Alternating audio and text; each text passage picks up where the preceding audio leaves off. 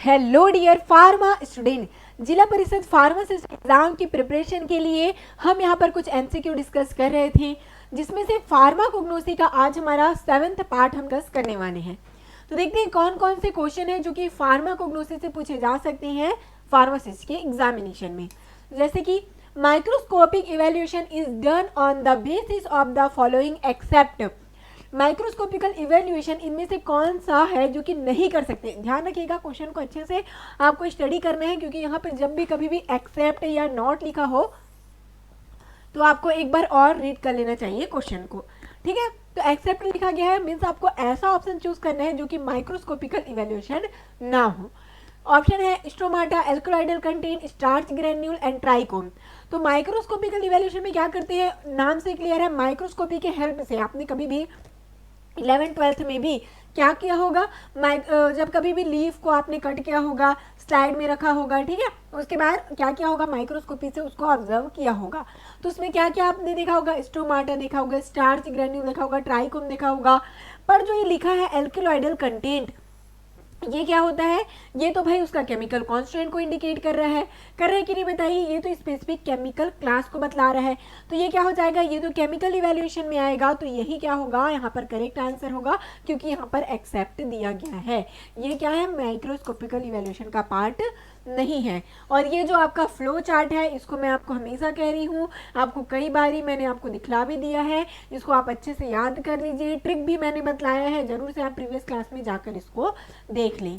Okay, next चले, bees wax substituted with paraffin wax, it is example of which type of adulteration. तो bees wax में यदि हम paraffin wax को क्या करें, मिला दें, तो वो कौन से टाइप का अडल्ट्रेशन कहलाएगा। तो बीज वैक्स आपको कहाँ से ऑब्टेन होता है, हनी बीज से, है ना, नेचुरली ऑब्टेन होता है।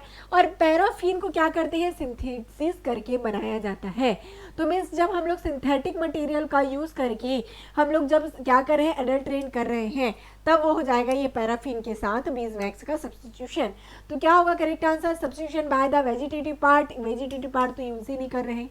Substitution with exhausted drug, exhausted part का भी यूज नहीं कर रहे हम लोग। ठीक है, अब देखिए substitution with artificially manufactured substance, means इसको क्या करें, आर्टिफिशियली हम प्रिपेयर कर रहे हैं और नेचुरल ड्रग के साथ क्या कर रहे हैं, यहाँ पर मिलावट कर दे रहे हैं।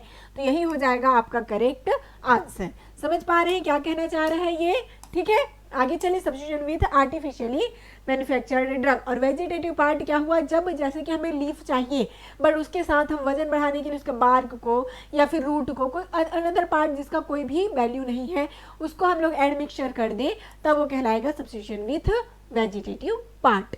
ओके, नेक्स्ट चले, Keller Killiani test is used in the identification of.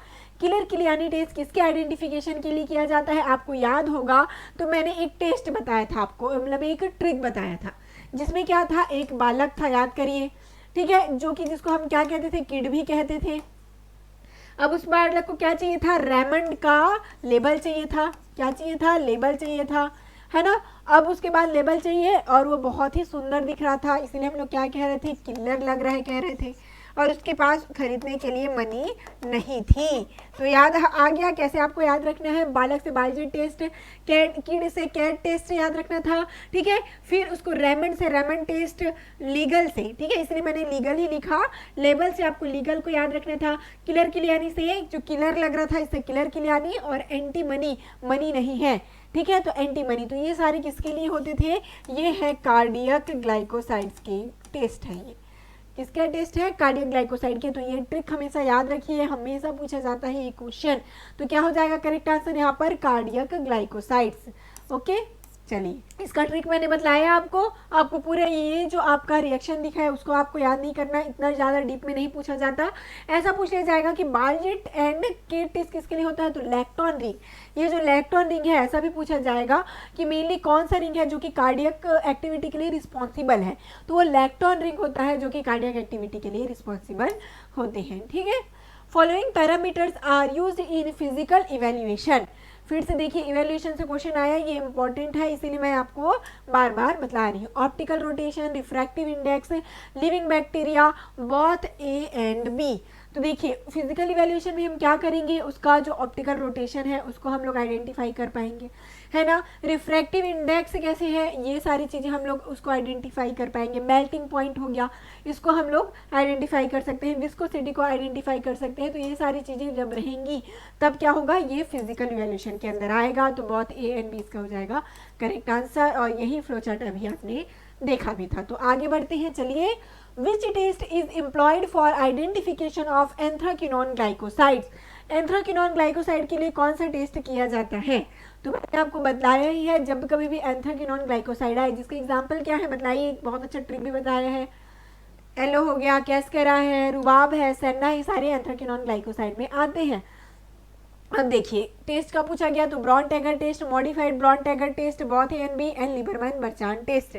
तो जो लीबरमैन बर्चान टेस्ट है ये तो स्टेरॉयडल मॉनिटी के लिए होता है भाई, आइडेंटिफिकेशन के लिए। अब बचा क्या हमारा, Borntrager and modified bronze tagger.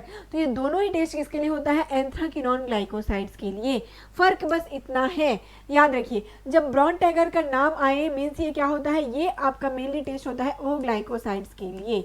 O glycoside का एग्जाम्पल क्या है, मैंने आपको बताया। ORS से क्या याद रखना है, सेन्ना एंड रुबाब, है ना। सेन्ना और रुबाब याद रहेगा। तो मीन्स ब्रॉन टैगर किसके लिए है, ओ ग्लाइकोसाइड। मॉडिफाइड किसके लिए है, सी ग्लाइकोसाइड के लिए। जो सी लिंकेज रहता है इसको ब्रेक करने के लिए मॉडिफाइड ब्रॉन टैगर किया जाता है, जिसके लिए FeCl3 का यूज़ करते हैं। ठीक है, ये केमिकल भी याद में रख लीजिएगा, बहुत इंपॉर्टेंट है। एक ही यही डिफरेंस है जो कि FeCl3 का यूज़ करते हैं और इसी को मॉडिफाइड ब्रॉन टैगर कहा जाता है। और ये जो आपका स्टेप है उसको पढ़ना चाहे तो पढ़ सकते हैं, इतना डीपली पूछा नहीं जाता, नेम जनरली पूछ लिया जाता है, जिसको मैंने आपको डिस्कस किया। आगे बढ़ते हैं। Which of the following moiety of glycoside is considered to facilitate absorption. Option देख लीजिए, glycone part, aglycone part, 5 membered electron ring, none of the above. तो देखिए ग्लाइकोसाइड में दो चीज़ों से मिलकर बनता है, एक होता है ग्लाइकॉन पार्ट और एक होता है ए ग्लाइकॉन पार्ट। ठीक है, ग्लाइकोसाइड हमारा दो चीज़ों से मिलकर बना भाई। एक था हमारा ए ग्लाइकॉन पार्ट, मीन्स क्या हो गया, जो कि नॉन शुगर पार्ट, और जो शुगर पार्ट है वो क्या हो गया, ग्लाइकॉन कहलाएगा। ओके, तो अब देखिए ग्लाइकॉन एंड ए ग्लाइकॉन पार्ट। तो ये जो ए ग्लाइकॉन है यही रिस्पॉन्सिबल होता है थेरेपेटिक एक्टिविटी के लिए। जो हम लोग थेरेपेटिक एक्टिविटी जिसके लिए यूज़ कर रहे हैं ये रिस्पॉन्सिबल होता है ए ग्लाइकॉन। और ग्लाइकॉन होता है वो एब्जॉर्प्शन कराता है, ट्रांसपोर्ट का काम कराता है।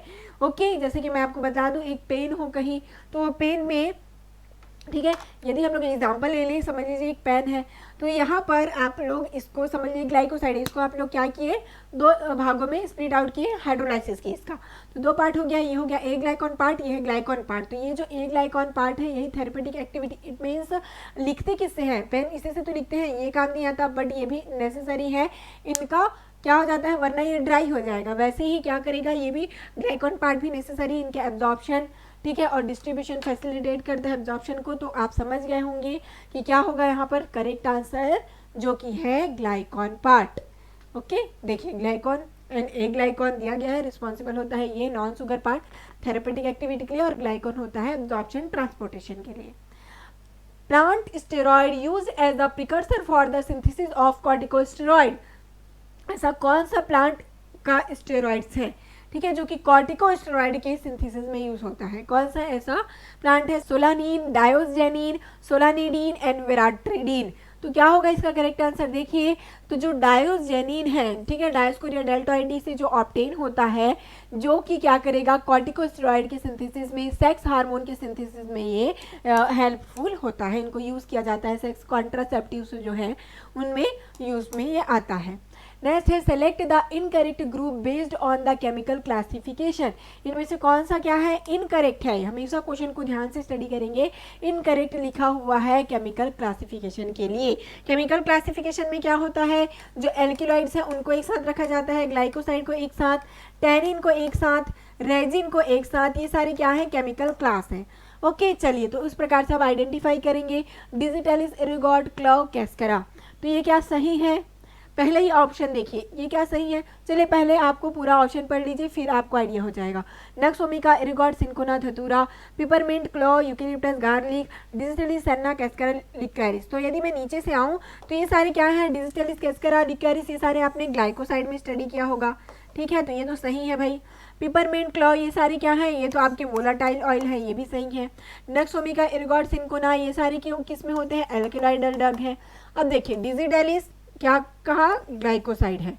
एरिगॉट क्या कहा, एल्कलॉइड है। क्लो को क्या कहा, वोलाटाइल ऑयल है। कैस्करा क्या कहा, ग्लाइकोसाइड्स है। तो क्या होगा, ये क्या सही है, इनका केमिकल क्लासिफिकेशन क्या सही है, नहीं है ना। और इनकरेक्ट आइडेंटिफाई करने को बोला, मीन्स यही क्या हो जाएगा, आपका करेक्ट आंसर होगा। तो इस प्रकार से थोड़ा सा समझदारी से क्वेश्चन को आप लोग रीड करिए तो इजली से सारी चीज़ याद हो जाएंगी। ग्लाइकोसाइड, एल्कलॉइड, टैनिन, रेजिन सबके क्लासिफिकेशन भी दिए हुए हैं। आगे बढ़ते हैं। Condensed tannin are classified as, condensed tannin को और कौन से नाम से जानते हैं, hydrolysable tannin, non hydrolysable, pseudotannin और प्रोटोटैनिन। तो क्या कहते हैं, कंडेंस जो कि क्या हो, बहुत ही ज़्यादा डेंस हो, जिसको हाइड्रोलाइज करना मुश्किल हो, जो कि हाइड्रोलाइज ना हो, तो उसको हम क्या कहेंगे, कंडेंस टैनिन। मीन्स क्या होगा correct answer, non hydrolysable tannin को ही कंडेंस टैनिन कहा जाता है, जो इजली से क्या हो, हाइड्रोलाइज ना हो। हाइड्रोलाइज होकर क्या बनाएंगे, ये gallic acid and ellagic acid बनाते हैं हाइड्रोलाइजेबल, और जो हाइड्रोलाइज नहीं होंगे मीन्स कंडेंस टैनिन, ये होते हैं फ्लोबाफेन्स, ये बनाते हैं। ये भी पूछ लिया जाता है तो इसको याद रख लीजिएगा, फ्लोबाफेन पूछ लिया जाएगा कंडेंस टैनिन का, जब हम लोग क्या करेंगे, पॉलीमराइज हो जाता है तो बनता है। नेक्स्ट है, when resin are produced by injury to plant they are termed as. क्या करेंगे, जब हम लोग किसी प्लांट में, रेजिन है जिस प्लांट में, क्या करते हैं, जैसे बार्क ले रहे हैं, अब इसमें हम लोग चोट पहुंचाएंगे, चीरा लगाएंगे, तो इसमें से विस्कस लिक्विड इस प्रकार से हमें ऑब्टेन होता है। ठीक है, बहुत थोड़ा विस्कस होता है, चिपचिपा सा आपने देखा होगा, तब इसको हम क्या कहेंगे, जब ये हमें इंसिजन के दौरान ऑब्टेन होता है। तो जैसे आप सोचिए, आपका जो ये इस प्रकार से हैंड है, इसमें आप लोग क्या करें, चोट पहुंचा रहे हैं, ब्लड तो आगे अंदर सर्कुलेट हो रहा है ना, तो चोट पहुंचाने से ब्लड क्या हो रहा है, बाहर आ रहा है, मीन्स ये क्या कहलाएगा, पैथोलॉजिकल रेजिन कहलाता है। ठीक है, क्या कहलाएगा, पैथोलॉजिकल रेजिन कहलाएंगे। और यही बात करें फिजियोलॉजिकल रेजिन क्या है मैम, तो फिजियोलॉजिकल रेजिन में क्या होता है, ऐसे रेजिन जो कि स्पेशल इनमें डक्ट बने होते हैं, कैविटी बनी होती है इनके लिए स्पेशलाइज्ड, जैसे कि जिंजर में हो गया। ठीक है, तो इनमें क्या होता है, स्पेशली सेक्रेटरी रेजिन क्या बने होते हैं, डक्ट बने होते हैं, उनसे वो सेक्रेट होता है, तो उसके लिए कोई भी इंसिजन करने की जरूरत नहीं पड़ती। ठीक है, तो उसको फिजियोलॉजिकल रेजिन कहेंगे। The drug that expel gases from GI tract is called, जो ऐसे ड्रग जो कि क्या करें, गैस जो बन रहा है स्टमक में उसे बनने ना दे, या जो बना हुआ है उसको एक्सपेल आउट कर दे, तो इसे हम क्या कहते हैं, आपने जरूर से फेनल का यूज भी किया होगा। तो वो ड्रग क्या है, डाइजेस्टेंट, कार्मिनेटिव, सेलोगॉग एंड स्टोलेंट। तो क्या होता है, कार्मिनेटिव ये होते हैं। ठीक है, जो कि क्या करेंगे, गैस को एक्सपेल आउट करते हैं, इनको हम कार्मिनेटिव कहते हैं। ओके, जितने भी ड्रग है देखिए, साथ ही साथ एग्जाम्पल भी देखते जाइए, कोरिएंडर, फेनल, जिंजर, इनको जितना भी आप यूज़ करते हैं मसालों के रूप में, क्यों यूज़ किया जाता है, ये स्वाद तो अच्छा देते हैं, साथ ही साथ कार्मिनेटिव एक्शन भी रखते हैं। ठीक है, क्लो हो गया, ब्लैक पेपर, नटमेग, असफोरिडा, सिन्नामन, ये सारी चीज़ें क्या होती हैं, कार्मिनेटिव होती हैं। Parts use in the extraction of सिन्नामन oil. ठीक है, सिन्नामन ऑयल के लिए कौन सा पार्ट है जिसको यूज किया जाता है, जिससे हम एक्सट्रैक्ट करेंगे इनके ऑयल को, लीफ, बार्क, स्टेम, रूट। तो जरूर से पार्ट वाले क्वेश्चन आते ही हैं, एक दो क्वेश्चन आ ही जाते हैं पार्ट से, तो आपको जो भी प्लांट स्टडी करें उनके पार्ट भी कौन से स्टडी करना है, कौन सा पार्ट को लेना है, ये आपको ध्यान में रहना चाहिए। तो सिन्नामन जो है उनका हम मेनली बार्क पार्ट को यूज करते हैं। आपने देखा होगा मसालों में एक बार्क सा रहता है, इस प्रकार से मसालों में यूज करते हैं, उस बार्क का नाम क्या है, वह सिन्नामन, जिसको हम दालचीनी भी कहते हैं। दालचीनी के बाद आपको ध्यान आ गया होगा, देखिए भाई बार्क पार्ट को यूज करते हैं और इसका बायोलॉजिकल सोर्स क्या है, सिन्नामोमम ज़िलैनिकम, फैमिली क्या है, लॉरेसी फैमिली से ये बिलोंग करते हैं। नेक्स्ट है paclitaxel use in the treatment of. Paclitaxel किस प्रकार से यूज किया जाता है, malaria, cancer, rheumatism and deafness. तो जो पैक्लिटेक्सेल है वो यूज़ किया जाता है, टेक्सास से ये ऑब्टेन होते हैं और कैंसर के ट्रीटमेंट में यूज़ करते हैं। और ये कैंसर वाले क्वेश्चन जरूर से पूछ लिए जाते हैं, तो आपको ध्यान में रखना है, जो पैक्लिटेक्सेल है, वीन ब्लास्टिन है, वीन क्रिस्टिन है, ये सारी चीज़ें किसके लिए होता है, कैंसर के ट्रीटमेंट में